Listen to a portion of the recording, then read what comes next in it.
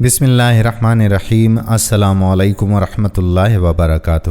ناظرین، ایک اور نئی ویڈیو کے ساتھ آپ کا اپنا میزبان قادر بخش کلہوڑو حاضر خدمت۔ ناظرین، آج کی ویڈیو بھی بہت اہم ہے۔ آج کی ویڈیو میں ہم ذکر کریں گے کہ حیض کیا ہے، عورتوں کو حیض کی سزا کیوں ملی، عورت کے حیض کی ابتدا کب اور کیوں ہوئی، یہود و نصارہ حیض والی عورت کے ساتھ کیا سلوک کیا کرتے تھے، اور قرآن مجید فرقان حمید میں حیض والی عورت کے حوالے سے کیا حکم ہے، حیض کے حوالے سے حضور نبی کریم صلی اللہ علیہ وآلہ وسلم نے کیا ارشاد فرمایا۔ یہی ہماری ویڈیوز کے آج کے موضوعات ہیں، اور آج ہم آپ کو عورت کے حیض کے ایام اور اس کے مسائل کے حوالے سے انتہائی اہم معلومات فراہم کریں گے، لہٰذا ویڈیو کو آخر تک ضرور دیکھیے گا۔ ناظرین گرامی، قرآن مجید فرقان حمید کی سورۃ بقرہ آیت نمبر 222 میں اللہ رب العزت نے ارشاد فرمایا، آپ سے حیض کے بارے میں سوال کرتے ہیں، کہہ دیجئے کہ وہ گندگی ہے، حالت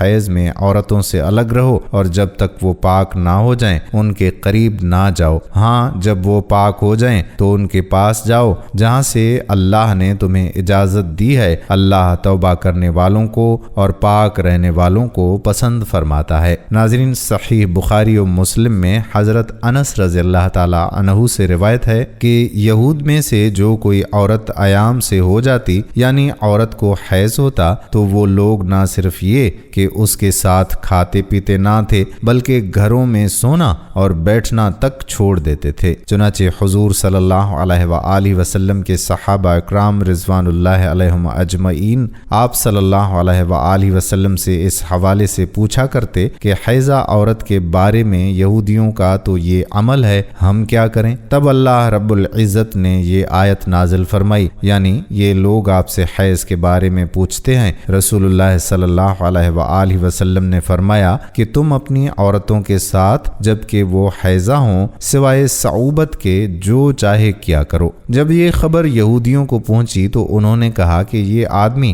یعنی محمد صلی اللہ علیہ وآلہ وسلم ہمارے جس دینی امر کی طرف متوجہ ہوتے ہیں اس میں ہماری مخالفت ضرور کرتے ہیں۔ یہود کی زبانی یہ سن کر دو صحابہ اکرام حضرت اسید رضی اللہ تعالی عنہ اور حضرت عباد رضی اللہ تعالی عنہ بارگاہ رسالت میں حاضر ہوئے، عرض کیا کہ یا رسول اللہ صلی اللہ علیہ وآلہ وسلم، یہودی ایسا ایسا کہہ رہے ہیں، یعنی انہوں نے یہودیوں کا کلام نقل کیا اور پھر یہ کہا کہ اگر آپ اجازت دیں تو یہودیوں کی موافقت کے لیے ہم اپنی عورتوں کے پاس ایام حیض میں رہنا سہنا چھوڑ دیں۔ یہ سن کر آپ صلی اللہ علیہ وآلہ وسلم کا چہرہ مبارک تغیر ہو گیا، اور ہمیں یہ گمان ہو گیا کہ آپ صلی اللہ علیہ وآلہ وسلم ان دونوں پر خفا ہو گئے ہیں، اور وہ دونوں نکل کر چل دیے۔ ان کے جاتے ہی آپ صلی اللہ علیہ وآلہ وسلم کے پاس کہیں سے تحفہ دودھ آیا۔ آپ صلی اللہ علیہ وآلہ وسلم نے ان دونوں کو بلایا اور ان دونوں کو دودھ پلایا تاکہ انہیں یہ پتا چلے کہ رسول کائنات صلی اللہ علیہ وآلہ وسلم ان سے ناراض نہیں۔ ناظرین، حیض سے مراد وہ خون ہے جو بالغ عورت حاملہ عورت کے رحم سے آتا ہے اور اس کا سبب بیماری نہ ہو۔ اسی خون کے سبب کسی عورت میں بچہ پیدا کرنے کی صلاحیت موجود ہوتی ہے۔ اگر کسی عورت کو حیض یعنی ماہواری نہ آتی ہو تو وہ بچہ پیدا کرنے کی صلاحیت سے محروم رہتی ہے۔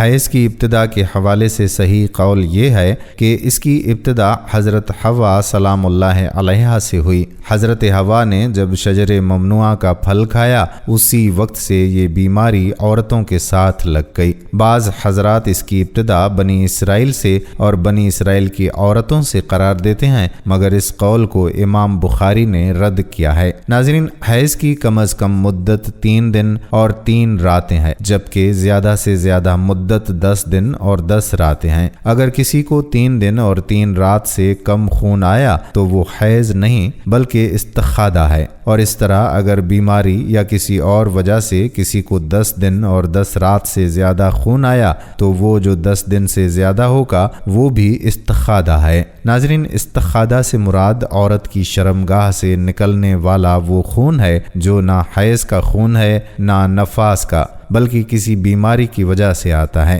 حدیث کی بعض کتابوں میں اس مضمون کی روایات بھی موجود ہیں جن میں کہا گیا ہے کہ بنی اسرائیل کی عورتوں کو مسجدوں میں جانے اور مردوں کے ساتھ باجماعت نماز ادا کرنے کی اجازت تھی، وہاں انہوں نے ایڑیاں اونچی کر کے مردوں کی تاک جھانک شروع کر دی، چنانچہ انہیں مسجد جانے سے روک دیا گیا اور ان پر حیض مسلط کر دیا گیا۔ یہ روایت مصنف عبدالرزاق اور مسند اسحاق میں حضرت عبداللہ بن مسعود، حضرت اسماء بن ابی بکر اور ام المومنین حضرت عائشہ صدیقہ رضی اللہ عنہم سے مرفوعاً مروی ہے۔ ان میں بنی اسرائیل کے عہد سے عورتوں میں حیض کی ابتدا کی جو بات کہی گئی ہے وہ درست نہیں ہے۔ بعض صحیح احادیث سے اشارہ ملتا ہے کہ عورتوں میں حیض کی ابتدا روزے اول سے ہے۔ حضرت عائشہ حجۃ الوداع میں اللہ کے رسول صلی اللہ علیہ وآلہ وسلم کے ساتھ کے ارادے سے نکلیں، راستے میں انہیں حیض آ گیا تو وہ اس اندیشے سے رونے لگیں کہ اب وہ مناسک حج ادا نہ کر سکیں گی۔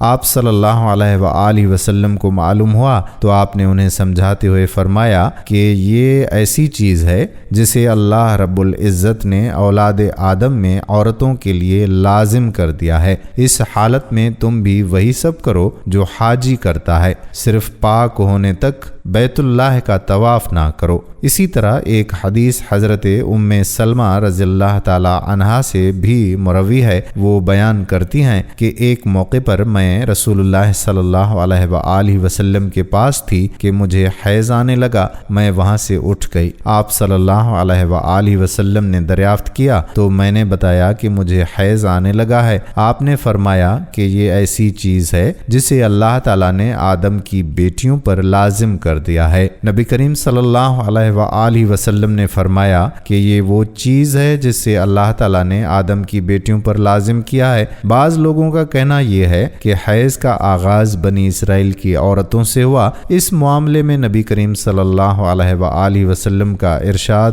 زیادہ معتبر ہے۔ ناظرین، اگر مسائل کی بات کی جائے تو ایام حیض میں عورتوں کے لیے نماز، روزہ، تلاوت جائز نہیں۔ اگر ان ایام میں مسلسل خون نہیں آتا تو بھی یہ ایام ان کی عادت کے مطابق حیض میں شمار ہوں گے، جس کی وجہ سے غسل کرنے سے بھی طہارت حاصل نہیں ہوگی۔ لہٰذا ان ایام میں ذکر و اذکار اور دعا کر سکتی ہیں، نماز اور روزہ تلاوت نہیں کر سکتی۔ اسی طرح رمضان المبارک میں عورت کے حیض یعنی ماہواری کے ایام میں جتنے روزے قضا ہوں گے، رمضان المبارک کے بعد ان روزوں کی قضا لازم ہوگی۔ ناظرین، اسی طرح سے نماز کے حوالے سے مسئلہ یہ ہے کہ عورت کے لیے ناپاکی یعنی حیض کی حالت میں نماز پڑھنا جائز نہیں بلکہ معاف ہے، یعنی قضا بھی لازم نہیں ہے۔ البتہ عورت اگر جنابت کی حالت میں ہو یعنی اس پر غسل لازم ہو، خواہ وہ ہم بستری کی وجہ سے یا حیض کے ختم ہونے کی وجہ سے،